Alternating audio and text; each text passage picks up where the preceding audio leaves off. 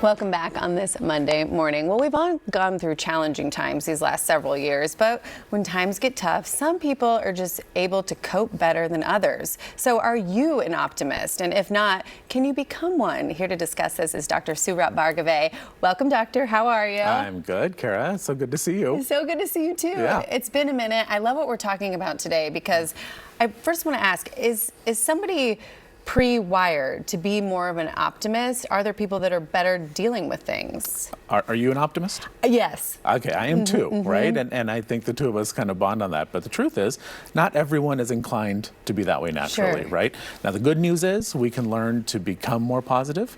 We can change our mindset. And it turns out it's a really good thing to learn how to do so because research suggests that those of us who have an optimistic mindset, we tend to live longer and healthier lives. Now, that's not to say someone who has a mental illness should be told just think more positively and that'll make it all go away. But for those of us who have an optimistic attitude, we might have a decreased vulnerability to depression and anxiety. So think of it as optimism being a preventative treatment. Yeah, for sure. I always think I have friends that will assume the worst or think of a scenario that I've never even thought of. Yeah. And so I have coined myself as ignorantly blissful because I think, that never even crossed my mind, but maybe that's a good thing. I think so. I think so. And again, we all have our own filter, right? Sure. So I don't always love the phrase rose-colored glasses. It makes it sound like we don't have bad moments. But if you do have a filter where you naturally kind of shift to the positive, that's going to serve you well down the road. Okay, and if you don't have that where you naturally shift to the positive, you have 5 tips to foster optimism. Yeah. Where do we begin? Okay, so let's begin with reframing stressors. We are not going to avoid stressors in our lives. That's inevitable. But how we think about stressors can change. And we can train ourselves to think of a more positive way when you have stressors in our lives. So again, this is going to come easier for some people than others. Sure. But if it's harder for you to do this, then the next time you're in a challenging situation, ask yourself, what could be something positive that comes out of this? How can you take this challenge and turn it into an opportunity? So for example, I was at an airport recently. My flight was delayed. Yeah, well, you know, it happens. Flight was delayed. I could have spent the rest of the time thinking about what I'm missing out at home. But I took that as an opportunity to call a cousin I haven't caught up with for a while.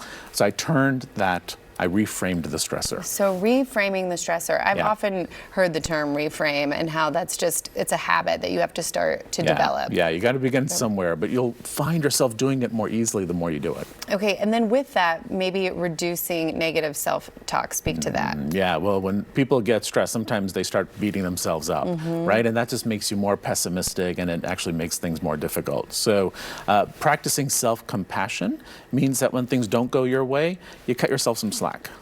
You treat yourself kindly, you forgive yourself, and use that same compassionate inner voice tone that you would use with a friend who's going through a hard time.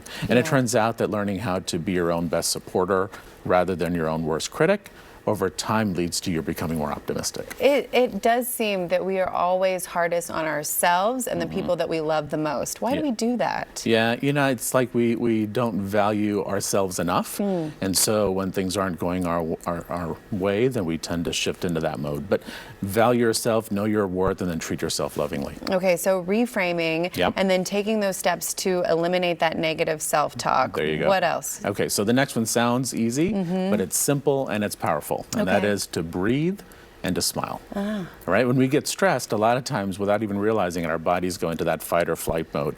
So our breathing becomes more shallow, it becomes faster. Just practice several times a day taking a good deep breath. I mean, the kind that should change your posture when you take a deep breath. Sure. And I do know it's hard to smile when you're going through a stressful time. Yeah. But if you can even reduce your frown, it sends a message to your brain that you're more in control of the situation. And that already makes you feel more optimistic about it. Okay, that does, I like simple, easy things to change. Don't we all? Yes. That in itself makes you feel more optimistic. Yes. Okay, let's talk about who you surround yourself with, just as important as those other things that you've already mentioned. For sure. I mean, if you want to be more optimistic, then surround yourself with more optimistic people. Have you ever noticed that complaining is contagious, right? And that's not to say be around people who are just happy all the time. Right. I don't know anyone who's happy all the time. Even you and I are not happy. I'm suspicious of those people that are happy all the time. Something's up. Something's up with those people. But it does mean that if you want to be more optimistic, find role models who are more optimistic in your life. And friends should be able to complain and vent to one another. but then have a parameter around it. I just met a couple recently. They both work at the hospital, and she told me that on their way home, they have time to complain and vent, but as soon as they pull into the driveway, it's like a mind shift, that it's time to get more positive, right? That's so put good. parameters around it. Yeah, I like that. I think that's so important too, because I had somebody tell me once, it was a boss actually, who said, you want people who are better than you around you, which sounds like not a way to downplay yourself, but just like you want to keep going to the next level, right? Yeah, that's and exactly people right. that are happier and, don't complain will kind of help get you there. I even read something once, Kara, where it said you are the average of the 5 people you hang around with the most.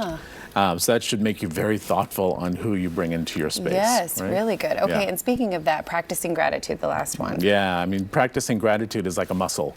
You got to start somewhere, and then you got to exercise it every day. So journal your favorite time of the day, acknowledge someone's kind gesture, or do this.